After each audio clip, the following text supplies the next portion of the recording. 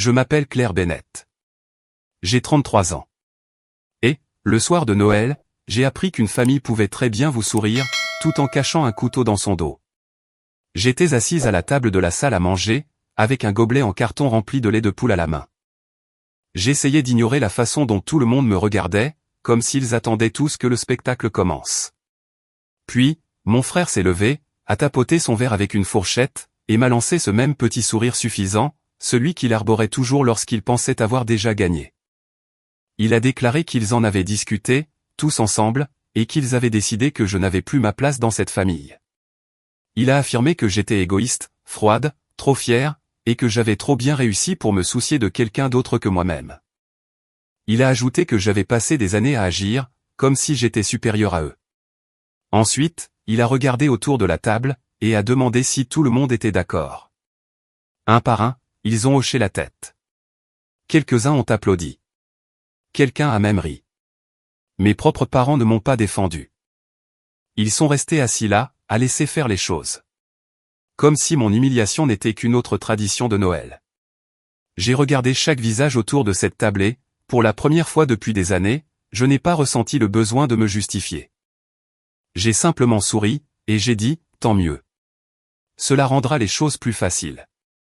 Puis, j'ai plongé la main dans mon sac, j'en ai sorti un épais dossier Bordeaux, et je l'ai posé juste entre la tarte à la citrouille, et les verres de vin à moitié vides. Le silence s'est abattu sur la pièce si rapidement, que cela semblait presque répété à l'avance. Mon frère a demandé ce que c'était. Je l'ai fait glisser vers lui, et j'ai dit, ouvre-le. Il a ri comme si je bluffais mais, lorsqu'il a tourné la première page, son visage a changé. Pas lentement, mais instantanément. Toute la couleur a quitté ses joues. Ses mains ont commencé à trembler et, une seconde plus tard, il a poussé un cri si fort, que quelqu'un a fait tomber une assiette dans la cuisine. Avant que je ne vous révèle ce qu'il y avait sur cette première page, dites-moi d'où vous regardez cette vidéo, et quel temps il fait chez vous ce soir. Je veux juste savoir jusqu'où cette histoire de Noël voyage. Parce qu'au moment où ce dossier a été lu jusqu'au bout, plus personne à cette table ne fêtait quoi que ce soit. Au début, le cri de mon frère ne ressemblait pas à de la colère. Cela ressemblait à de la panique. Le genre de panique que les gens ressentent lorsque le sol se dérobe sous leurs pieds, et qu'ils réalisent qu'il n'y a aucune façon élégante de tomber. Sa chaise a raclé le sol en reculant, si fort qu'elle a heurté le mur derrière lui. Sa femme a attrapé son bras, lui demandant ce qui n'allait pas, mais il a refermé le dossier d'un coup sec, avant qu'elle ne puisse voir la page. C'est à cet instant précis que j'ai su, que la première page avait fait exactement ce qu'elle était censée faire. Ce n'était pas une photo. Ce n'était pas une insulte cruelle. C'était la copie imprimée et impeccable d'une demande de près de 58 000 €, soumise 3 semaines plus tôt à une banque de Denver, avec mon nom inscrit en tant que garant financier. Il y avait mon nom légal complet, ma date de naissance, et une ancienne adresse que je n'utilisais plus depuis des années. Et, juste en dessous, une signature qui était censée être la mienne, à ceci près que je ne l'avais jamais signée. Je ne l'avais même jamais vue, jusqu'à ce que le service des fraudes de la banque m'envoie un avertissement par email, après que la demande a été signalée. Marcus, mon frère aîné, m'a regardé comme si j'avais sorti une arme à feu lors du dîner de Noël. Mais ce n'était pas le cas. J'avais simplement sorti du papier. Et c'est bien cela qui le terrifiait. On ne pouvait pas faire taire le papier en criant. Le papier se moquait éperdument de son charme. Le papier se fichait bien qu'il ait passé toute sa vie à faire croire à tout le monde qu'il était le fils modèle, le bon père de famille, celui qui savait toujours ce qui était le mieux pour les autres. Il a agrippé le dossier à 2 mains, et a sifflé, « Claire, qu'est-ce que c'est que ce bordel ?» J'ai répondu, « C'est une copie de la demande de prêt à laquelle tu as essayé d'associer mon nom, juste après que je t'ai dit non. » Sa femme l'a regardé en clignant des yeux. « Quel prêt ?» Marcus s'est tourné vers elle, beaucoup trop vite. « Pas maintenant, Megan. » Mais Megan tendait déjà le bras à travers la table. « Laisse-moi voir ça. » Il a serré le dossier contre sa poitrine, comme un enfant cachant des bonbons volés. J'ai ajouté, « Tu devrais la laisser lire. » Après tout, tout le monde voulait que la vérité éclate au grand jour, ce soir. La pièce est devenue si silencieuse, que je pouvais entendre les glaçons fondre dans le verre de quelqu'un. Mon père s'est raclé la gorge, et a dit, « Peut-être devrions-nous tous nous calmer. » Je l'ai regardé, et j'ai souri d'un air glacial. « Très drôle. Personne n'avait envie de se calmer, lorsqu'il m'applaudissait pour me chasser de la famille. Megan a finalement arraché le dossier des mains de Marcus. Il a essayé de le récupérer, mais elle s'est levée et s'est éloignée de lui, tournant la première page, puis la deuxième. Son visage a changé plus lentement que le sien, mais de manière bien pire. D'abord de la confusion, puis de l'incrédulité, et enfin, quelque chose qui ressemblait à du chagrin, en train de se durcir pour devenir de la rage. Elle a regardé la demande de prêt, puis l'email de la banque, et enfin la capture d'écran d'un texto que Marcus m'avait envoyé, ne sois pas dramatique. Ce n'est que de la paperasse. La famille s'entraide. Megan a murmuré, tu m'avais dit que Claire avait proposé son aide. Marcus n'a rien répondu. Elle a tourné une autre page. Celle-ci montrait une facture d'un hôtel à Aspen, classée comme « frais de divertissement client » sur un tableau de dépenses professionnelles. À côté, se trouvait la capture d'écran d'un message, envoyé par une femme nommée Vanessa, disant que se réveiller à ses côtés lui manquait. Megan a porté la main à sa bouche. Quelqu'un a halté. Ma mère s'est levée à moitié de sa chaise, et a chuchoté, « Claire, pourquoi as-tu amené ça ici ?» Je l'ai regardé. Parce qu'il m'a amené ici pour m'humilier. Moi, je n'ai fait qu'apporter les preuves. Marcus s'est jeté sur le dossier, mais Megan a de nouveau reculé. Ses yeux étaient maintenant mouillés, mais sa voix était tranchante. Tu avais dit qu'Aspen, c'était une conférence pour la concession automobile. Il est devenu tout rouge, et a hurlé, c'est privé. J'ai rétorqué, c'était aussi le cas de chaque virement bancaire que j'ai fait, pour empêcher cette famille de s'effondrer. C'était aussi le cas de chaque appel tard la nuit. Pour me demander de réparer une autre de tes bêtises. Et c'était aussi le cas de chaque insulte que tu as prononcée dans mon dos, tout en dépensant mon argent. Mais la vie privée ne semble avoir de l'importance, que lorsqu'elle te protège. Marcus m'a pointé du doigt, les mains tremblantes. Tu es folle. Tu as tenu des dossiers sur ta propre famille. Je me suis adossé à ma chaise. Non, Marcus. J'ai tenu des dossiers sur des gens qui n'arrêtaient pas de se qualifier de famille, tout en me traitant comme un fonds d'urgence doté d'un pouls. Sa femme continuait à lire. Ma tante fixait la table du regard. Mes cousins n'osaient plus croiser mes yeux.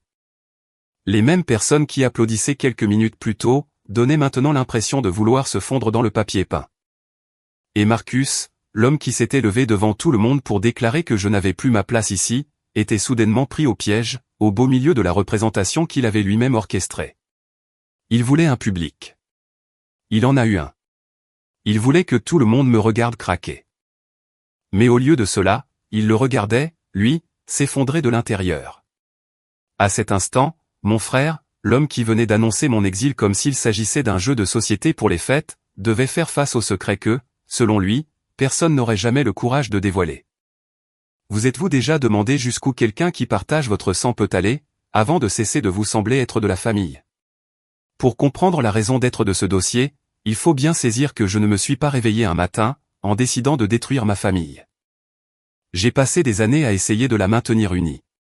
J'étais la petite dernière, l'enfant silencieuse, celle que l'on oubliait, jusqu'à ce que l'on ait besoin de réparer quelque chose.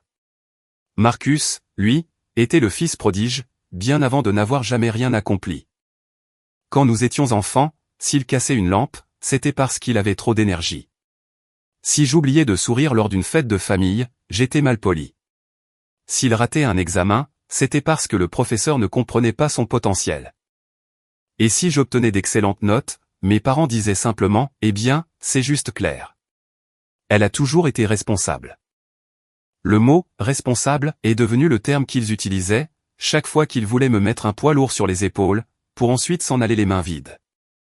J'ai quitté la maison à 18 ans avec 2 valises, une lettre de bourse d'études, et moins de 400 € sur mon compte bancaire. J'ai étudié à l'université du Colorado, j'ai travaillé de nuit dans une pharmacie, et le week-end dans un café. J'ai appris très tôt, que personne ne viendrait me sauver. Au début, je n'en concevais aucune amertume. J'en étais même fier. J'ai construit ma vie étape par étape, une facture impayée, une garde de nuit, et un examen final à la fois. À 33 ans, j'étais analyste principal en conformité, pour une entreprise de logiciels de facturation médicale, basée à Denver. Ce n'était pas très glamour, mais j'étais doué dans mon domaine. Je savais comment lire des formulaires. Je savais comment repérer les numéros manquants, les fausses dates, les signatures altérées, les frais étranges, ainsi que les petits mensonges mesquins que les gens font, en pensant que personne ne les remarquera. Cette compétence m'a permis de payer mon loyer, d'acheter mes courses et, finalement, de vivre dans un petit appartement, avec mon charou, Junipé. J'avais même une belle vue sur les lumières de la ville, à condition de me pencher suffisamment par la fenêtre de ma chambre. Ma famille aimait décrire ma vie comme étant facile, tout simplement parce que j'étais célibataire. Pas de mari, pas d'enfant, pas de grande maison dans la banlieue. Dans leur esprit, cela signifiait que mon temps, mon argent et mon énergie étaient simplement là, disponibles, à attendre d'être réclamés. La première fois que j'ai aidé, il s'agissait d'une véritable urgence. Mon père avait reçu une grosse facture médicale, à la suite de complications liées à son diabète, et ma mère m'avait appelé, en larmes, depuis le parking de l'hôpital. J'avais transféré 2000 €, avant même qu'elle ne termine sa phrase. Un mois plus tard, leur chaudière est tombée en panne, lors d'une vague de froid à Aurora. J'ai payé la réparation. Ensuite, ma mère a pris du retard sur ses cartes de crédit, après des achats du Black Friday qui avaient dégénéré. Elle disait avoir très honte de la situation. J'ai payé les soldes minimums, pour stopper les frais de retard. Marcus a eu besoin d'aide avec son assurance, après un accident de voiture dont, jurait-il, il n'était pas responsable. J'ai aidé. Ma cousine avait besoin d'un ordinateur portable, pour ses études supérieures. Je l'ai acheté. Une fuite sur le toit, une intervention dentaire, une mensualité de prêt hypothécaire ratée, un pneu crevé, une cagnotte pour les cadeaux de Noël, un ticket modérateur médical, un soi-disant prêt à court terme pour la petite entreprise de revente en ligne de Marcus. C'était toujours urgent. C'était toujours temporaire. Et c'était toujours pour la famille. Et d'une façon ou d'une autre, ce provisoire a fini par durer pendant 5 ans et demi. J'ai tenu un tableau Excel, non pas parce que je planifiais une vengeance, mais parce que les chiffres me permettaient de garder toute ma tête.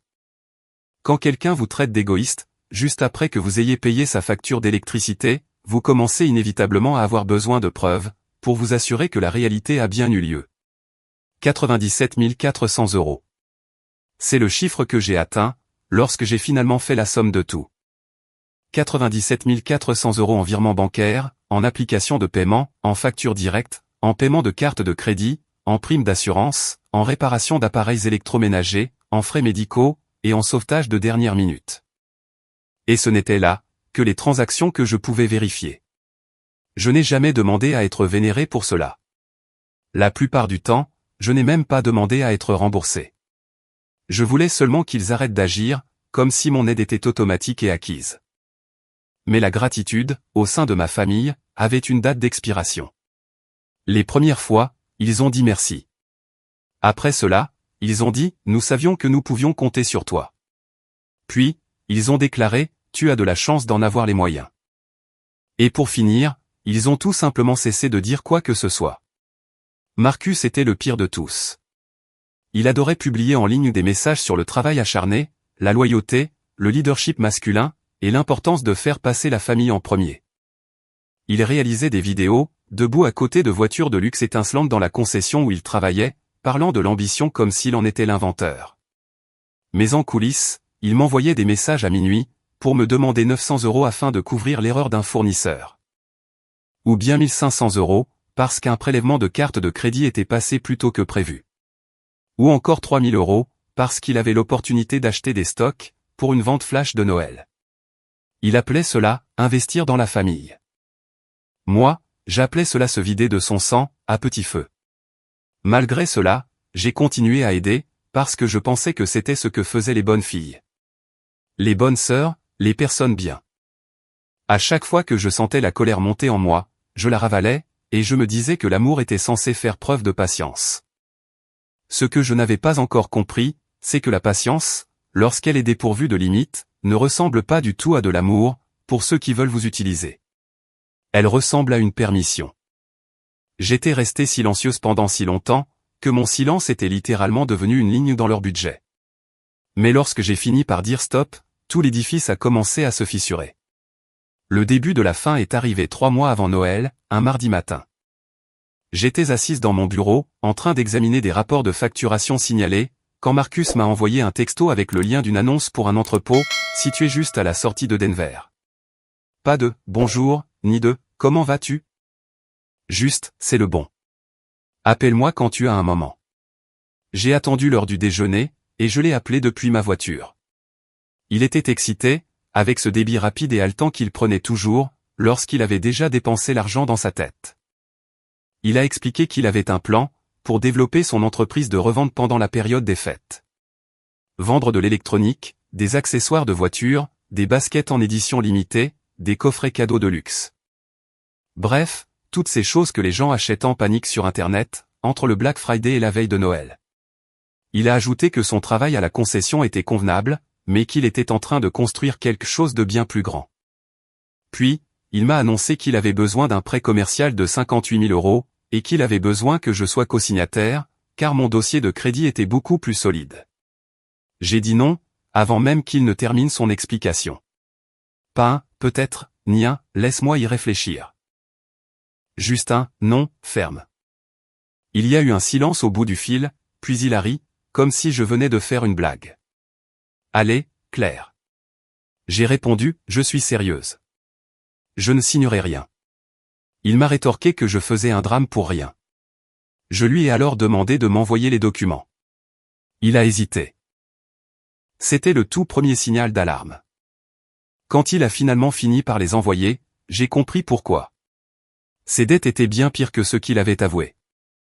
Il y avait des avis d'imposition impayés, des cartes de crédit proches du plafond, des avances de fonds étranges, et des dépenses professionnelles qui ne correspondaient pas du tout aux revenus dont il se vantait sur Internet.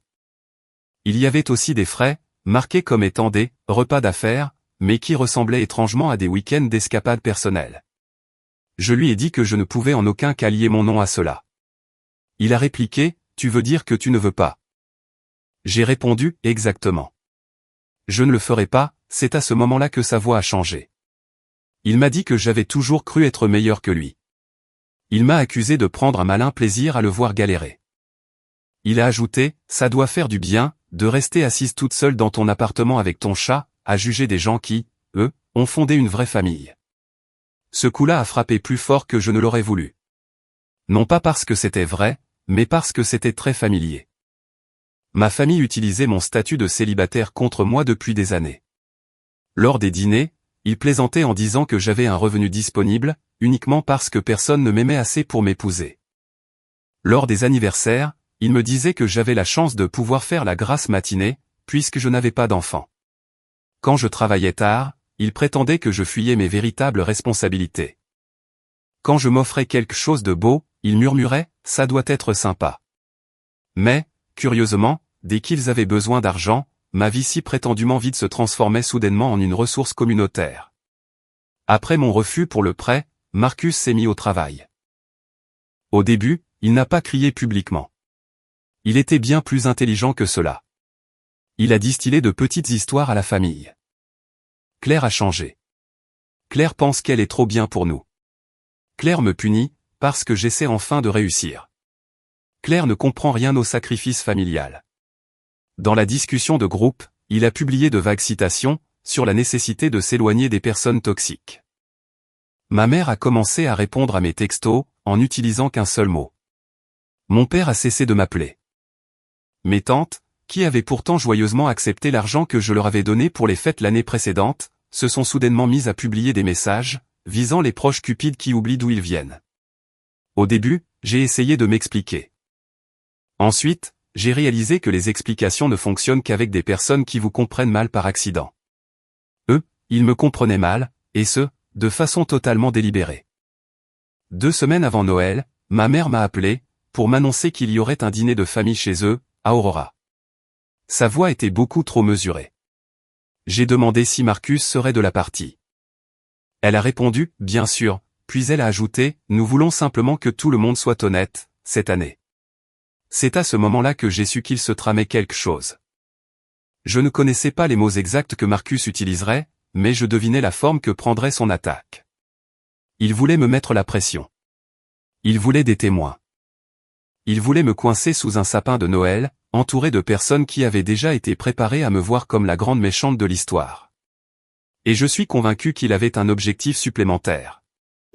Il voulait m'humilier à tel point, que je rentrais pour revenir dans la famille, désespéré de prouver que je n'étais pas égoïste, pour finalement signer tout ce qu'il me mettrait sous les yeux. Cela avait toujours été son mode opératoire. Me pousser à bout, jusqu'à ce que je me sente cruel, puis attendre que je répare les dégâts avec de l'argent. Mais cette fois-ci, pendant qu'il rassemblait nos proches, moi, je rassemblais des preuves. J'ai sorti mes relevés bancaires. J'ai téléchargé des confirmations de virement. J'ai sauvegardé des textos. J'ai imprimé des emails. J'ai demandé des copies à ma banque. J'ai minutieusement vérifié les dates, les montants, les messages, les reçus, ainsi que les documents fiscaux. J'ai tout organisé avec des intercalaires, parce que le chaos était le moyen qu'ils utilisaient pour me contrôler, et que l'ordre était la seule façon pour moi d'y survivre. Le matin de Noël, le dossier reposait dans mon sac, tel une pierre. Lourd, silencieux, définitif. Il croyait que couper les ponts avec moi ferait disparaître le problème. Il n'avait aucune idée, que je m'apprêtais à entrer dans cette maison avec tous les secrets qu'il voulait à tout prix enterrer. Meghan n'arrêtait pas de tourner les pages, tandis que Marcus continuait de lui ordonner d'arrêter. Ce qui ne faisait que décupler la curiosité de tout le monde. C'était ça, la beauté de la vérité. Une fois qu'elle prenait un peu l'air, elle ne retournait jamais docilement dans l'obscurité. Le dossier comportait 6 sections, chacune étant étiquetée en lettres noires très claires, car je ne voulais laisser à personne l'opportunité de feindre la confusion. Le premier onglet s'intitulait « Piste de l'argent ». Il affichait chaque paiement vérifié, que j'avais effectué pour la famille, sur une période de 5 ans et demi. 97 400 €. Pas des suppositions, ni des émotions. Seulement des dates, des montants, des destinataires, et des motifs. 2800 € pour le solde de la facture d'hôpital de mon père. 4100 € pour la chaudière. 12 000 € de remboursement de carte de crédit pour ma mère, après 3 saisons de shopping pour les fêtes, qu'elle qualifiait de « stressantes ». 800 € pour la réparation de la voiture de ma tante. 1600 € pour l'ordinateur et les livres scolaires de ma cousine. 7 000 € en virements divers adressés à Marcus, étiquetés comme étant pour du « stock », de L, assurance, 1, remboursement client, 1, prêt relais rapide, 1, truc d'impôt, 1, urgence, et, mon préféré entre tous, temporaire. Rien dans ma famille n'était plus permanent qu'un emprunt dit temporaire. Le deuxième onglet était celui des requêtes. Les pages étaient remplies de captures d'écran de messages. Peux-tu couvrir ça jusqu'à vendredi? S'il te plaît, n'en parle pas à papa. Je jure que je te rembourserai. Tu sais que Marcus est sous pression. Tu n'as pas d'enfant, donc tu ne peux pas comprendre à quel point la vie est chère. Un message de ma mère disait, tu es la seule à pouvoir sauver Noël, cette année. Un autre, de Marcus, disait, ne m'oblige pas à te supplier. Ça fait mauvais genre. J'avais fixé cette ligne pendant un long moment, lorsque je l'avais imprimée. Il n'avait aucun problème à me faire payer, mais il détestait devoir le demander. Le troisième onglet concernait les mensonges. C'est à ce moment-là que l'atmosphère de la pièce a commencé à se retourner contre lui. J'y avais joint les captures d'écran d'une conversation privée sur les réseaux sociaux, que quelqu'un m'avait envoyée des mois plus tôt. Parce que même les gens qui ne vous aiment pas, détestent parfois faire partie d'une mascarade. Marcus m'y avait qualifié de « petit compte bancaire solitaire ». Il écrivait que j'aimais me sentir utile, car je n'avais pas de mari. Il disait que si la famille s'y prenait bien, je finirais par craquer et aider, comme je le faisais toujours. Ma tante Patricia s'est couvert la bouche, lorsqu'elle a lu cette ligne. Peut-être parce qu'elle avait elle-même commenté avec des émojis qui pleurent de rire juste en dessous. Ma cousine Kylie, elle, fixait le sol. Elle faisait partie des personnes qui avaient applaudi, lorsque Marcus avait décrété que je ne faisais plus partie de la famille. C'était aussi elle, qui avait utilisé l'ordinateur portable que je lui avais acheté, pour terminer ses études préparatoires en soins infirmiers. Le quatrième onglet exposait la fraude au prêt. C'était celui que Marcus redoutait le plus. Il comprenait la demande bancaire signalée, la signature falsifiée, l'email de la banque me demandant de confirmer si j'avais autorisé l'utilisation de mon nom, ainsi que ma réponse écrite, attestant que ce n'était pas le cas. Mon père a fini par lever les yeux, et a dit, « Marcus, dis-moi que ce n'est pas ce que je crois. » Marcus a sèchement rétorqué, « Ne te mêle pas de ça. » Cette réponse était encore pire qu'un aveu. Le cinquième onglet pointait les problèmes fiscaux. Je n'y avais inclus aucune accusation illégale que je ne pouvais pas prouver. Uniquement les documents que j'avais en ma possession, des dépenses professionnelles ne correspondant à aucune activité commerciale, des frais personnels déguisés en réception de clients, et une importante déduction liée à un inventaire qui, selon un email du fournisseur, n'avait jamais été acheté. J'ai déclaré calmement, je ne suis pas le service des impôts, mais si j'ai réussi à trouver ce schéma frauduleux en un seul week-end, un professionnel dont c'est le métier trouvera forcément pire. Marcus avait l'air de vouloir vomir. Puis, Megan est arrivée au 6e onglet. Aspen. La première page était le reçu d'un hôtel. La deuxième montrait la note d'un restaurant. La troisième était la capture d'écran d'un message de Vanessa, qui disait « La prochaine fois, dis-lui que la conférence dure plus longtemps ». Megan s'est arrêtée de respirer pendant une seconde. Je l'ai vu. Tout le monde l'a vu. Sand est retombée le long de son corps, tenant toujours le papier. Puis, elle a regardé Marcus. Non pas avec la douleur d'une épouse qui entend une rumeur, mais avec la froide horreur de celle qui lit une preuve irréfutable. Elle a demandé, depuis combien de temps? Marcus a répondu, Megan, pas ici. Elle a ri une fois, d'un rire qui s'est brisé net en plein milieu. Pas ici? Tu étais tout à fait d'accord pour laisser ta sœur se faire détruire ici. Tu étais ravi de nous laisser tous applaudir à cela, juste ici. Mais maintenant, ta petite vérité aurait besoin d'intimité. Ma mère a chuchoté que la situation devenait incontrôlable. J'ai répondu, non, elle est incontrôlable depuis des années. C'est simplement la première fois que la bonne personne se sent mal à l'aise. Marcus s'est alors retourné contre moi, le visage atrocement déformé par la haine. Tout son charme s'était envolé. Tu voulais ça. Tu voulais me détruire. J'ai répondu, non, Marcus, tu t'es détruit tout seul. Moi, je n'ai fait qu'une copie. Cette phrase a frappé la table, comme une autre assiette qu'on aurait laissé tomber. Il a regardé autour de lui, s'attendant peut-être à ce que quelqu'un prenne sa défense, mais personne n'a bougé. C'est à ce moment précis que j'ai vu sa véritable peur. Il ne craignait pas de perdre son argent. Il ne craignait même pas de perdre Megan. Ce qu'il craignait, c'était de perdre le contrôle du récit. Il avait construit toute sa vie, sur le principe d'être cru sur parole, et de n'être jamais remis en question. Mais ce dossier ne le flattait pas.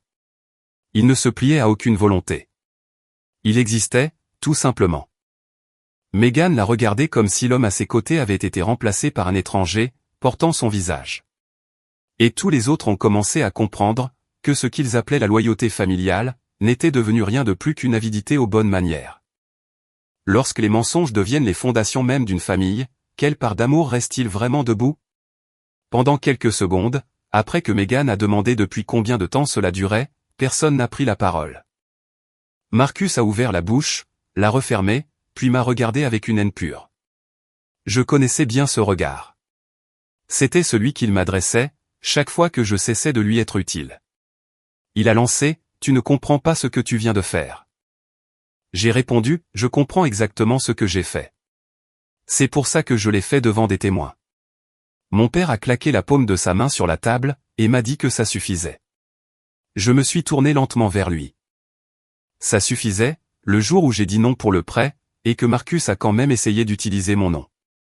Ça suffisait, quand maman prenait mon argent, tout en le laissant me traiter d'égoïste. Ça suffisait, quand vous avez tous voté pour me chasser d'une famille. Que je finançais pourtant en silence, depuis des années. Ma mère s'est alors mise à pleurer, mais ses larmes ne m'ont plus touché comme avant. Ça, c'était nouveau.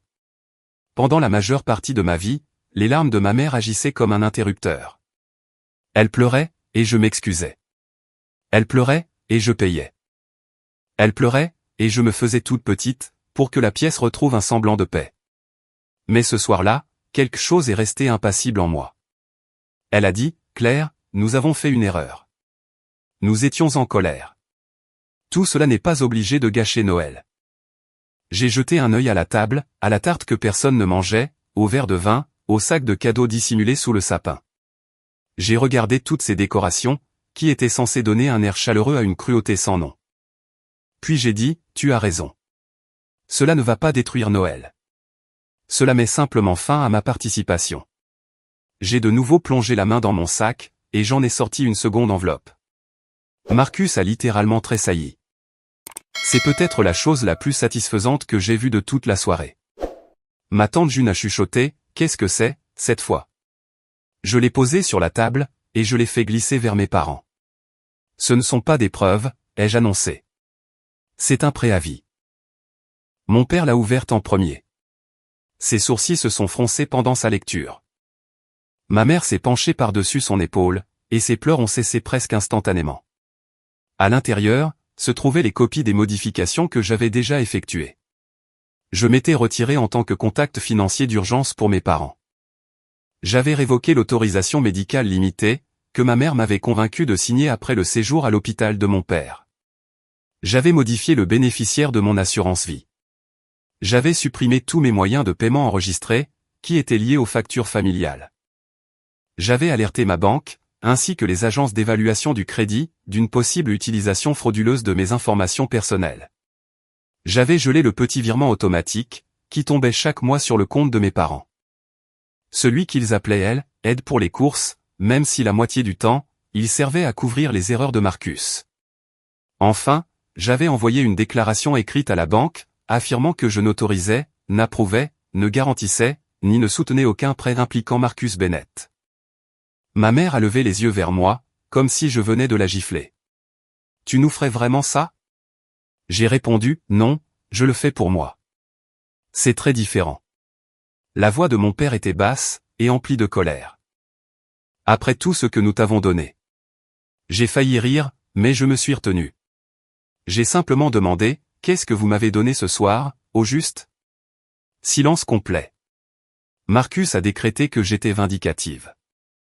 Megan, qui tenait toujours les pages concernant Aspen, a lâché, « Tais-toi, Marcus. » Il l'a fixée comme si elle venait de le trahir. Ce qui était presque ironique, vu ce qu'elle venait tout juste de lire. Ma cousine Kylie a finalement pris la parole, depuis le bout de la table. « Claire, as-tu vraiment payé mes affaires d'école ?» Je l'ai regardée. Oui. Son visage s'est décomposé. Je ne savais pas, j'ai dit, je sais. C'était d'ailleurs une partie du problème. Il prenait mon aide en privé, pour ensuite te laisser me détester en public. Cette phrase a accompli ce qu'aucun cri n'aurait pu faire. Elle a traversé la pièce, et a pesé de tout son poids sur chaque personne présente. Ma mère a tenté sa chance une toute dernière fois. Sa voix s'est adoucie, adoptant le ton qu'elle utilisait lorsqu'elle désirait obtenir quelque chose. Ma chérie, on pourra en discuter demain. On peut arranger ça. Nous sommes toujours ta famille. Je me suis levé.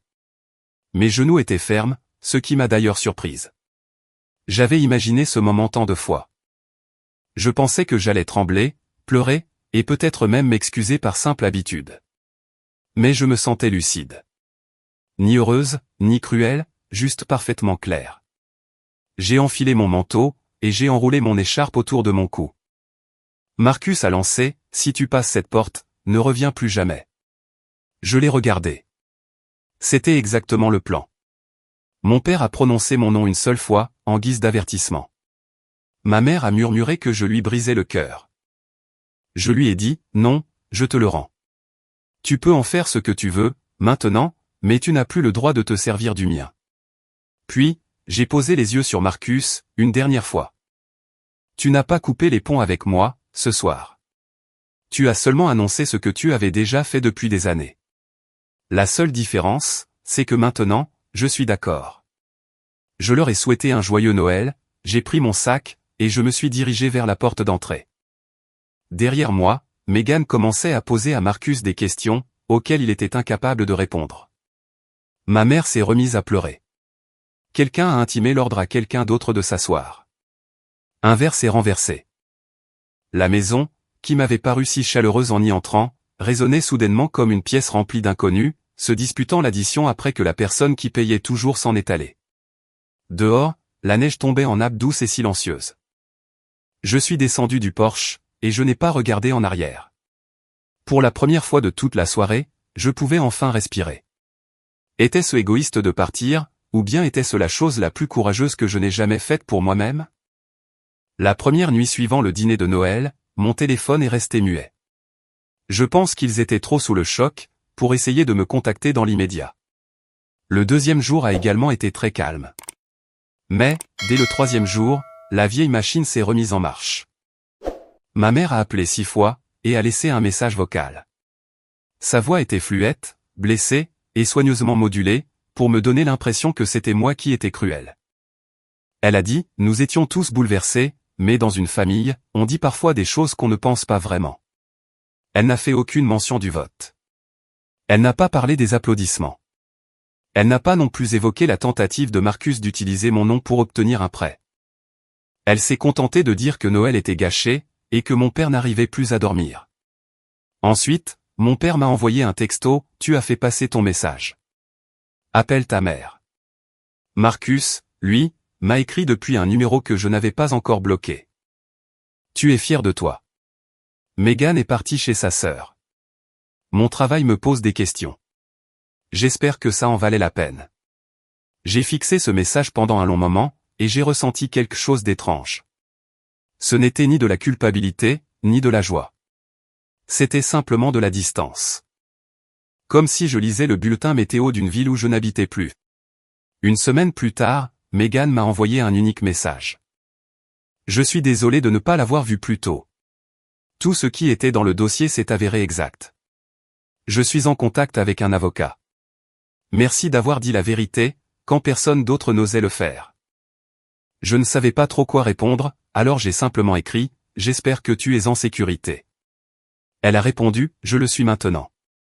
Cette phrase est restée gravée en moi. Au moment du Nouvel An, les conséquences avaient commencé à retomber sur ceux qui le méritaient.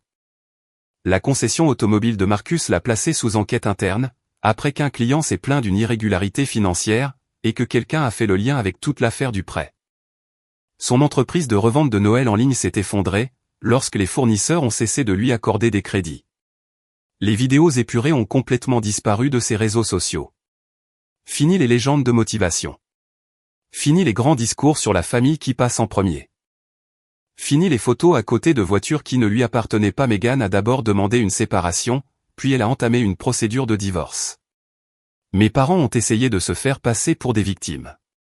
Mais, sans mon aide mensuelle, leurs finances ont très vite révélé la vérité. Le prêt immobilier avait du retard. Les dettes de carte de crédit étaient bien pires que je ne le pensais.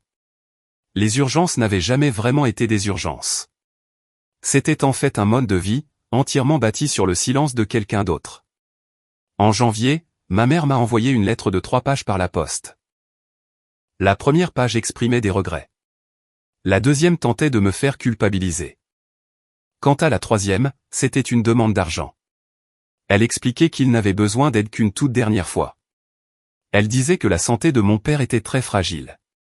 Elle mentionnait que Marcus avait tellement perdu. Et elle affirmait que nous partagions toujours le même sang.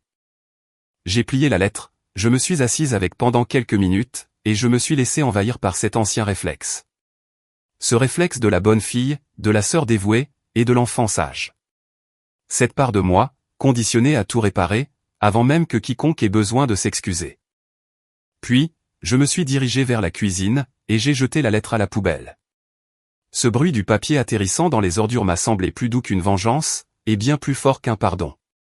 Cela ressemblait à de la liberté. 2 mois plus tard, j'ai accepté une mutation à Seattle. Certains pourraient dire que je me suis enfui, mais ce n'est pas du tout ce que j'ai ressenti. Fuir, c'est ce que l'on fait lorsque la peur nous poursuit. Moi, je marchais vers une vie, dans laquelle la peur n'était plus la bienvenue. J'ai trouvé un petit appartement baigné par la lumière du matin. Il y avait assez d'espace pour que Junipé puisse s'asseoir à chaque fenêtre, et des voisins qui ignoraient tout de mon histoire familiale. J'ai entamé une thérapie. Une vraie thérapie. Pas le genre où l'on y va une seule fois, en affirmant que tout va bien. Le genre où l'on admet avoir été entraîné à confondre le fait d'être utile, avec le fait d'être aimé. J'ai rejoint un club de lecture. J'ai pris des cours de yoga, même si j'étais vraiment nul au début. J'ai appris à cuisiner le dîner pour une seule personne, sans pour autant me sentir seul. J'ai arrêté de sursauter, à chaque fois que mon téléphone vibrait. J'ai changé mes mots de passe, mis à jour mes contacts, gelé mon crédit, et reconstruit mon budget, sans y inclure de catégorie secrète pour les urgences familiales. Le silence, dont ma famille se moquait autrefois, est devenu le son le plus rassurant de toute mon existence. Je ne suis pas devenu cruel. Je n'ai pas cessé de me soucier des autres. J'ai simplement arrêté de distribuer des allumettes à des personnes qui s'obstinaient à mettre le feu à ma propre tranquillité. C'est la leçon que j'aurais aimé que quelqu'un m'enseigne plus tôt. Aider sa famille peut être une chose magnifique. Mais une aide sans aucun respect se transforme inévitablement en exploitation. L'amour n'exige pas que vous détruisiez votre dossier de crédit, que vous ignoriez votre santé, que vous excusiez des mensonges, ou que vous restiez disponible pour des gens qui ne vous appellent, la famille, que lorsqu'ils ont besoin d'accéder à votre portefeuille. Les limites ne sont pas des punitions. Ce sont des instructions, qui indiquent comment on peut entrer dans votre vie. Et, parfois, les personnes qui se mettent le plus en colère face à vos limites, sont celles-là même qui profitaient le plus de la situation, lorsque vous n'en aviez aucune. Je repense encore parfois à cette table de Noël. Aux applaudissements, au dossier, à Marcus hurlant lorsque la première page a révélé la vérité. Mais je ne rejoue plus cette scène avec un sentiment de honte. Je la vois pour ce qu'elle était réellement. La nuit où ils ont essayé de m'effacer de la famille et où, par le plus grand des hasards, ils m'ont libéré du rôle qu'ils m'avaient forcé à jouer. Le sang peut lier les gens entre eux, mais il ne donne à personne le droit de vous vider de votre substance. Si le fait de vous protéger fait de vous le méchant dans l'histoire de quelqu'un d'autre, laissez-les donc l'écrire de cette façon. Vous avez toujours le droit de choisir la paix. Vous avez toujours le droit de dire non. Vous avez toujours le droit de vous construire une vie, où votre gentillesse ne sera pas utilisée comme une laisse. Pour la première fois depuis des années, je ne passe plus mon temps à survivre aux personnes qui prétendent m'aimer. Désormais, je vis, loin de leur emprise. Merci d'avoir fait partie de cette histoire, et d'avoir regardé cette vidéo jusqu'à la fin. Tout le contenu de cette vidéo est purement fictif, et a été créé uniquement à des fins de divertissement et d'éducation. Nous espérons que cela vous rappellera que la véritable force ne se mesure pas à la quantité de manque de respect que vous pouvez endurer, mais plutôt au moment exact où vous décidez, enfin, que vous méritez mieux.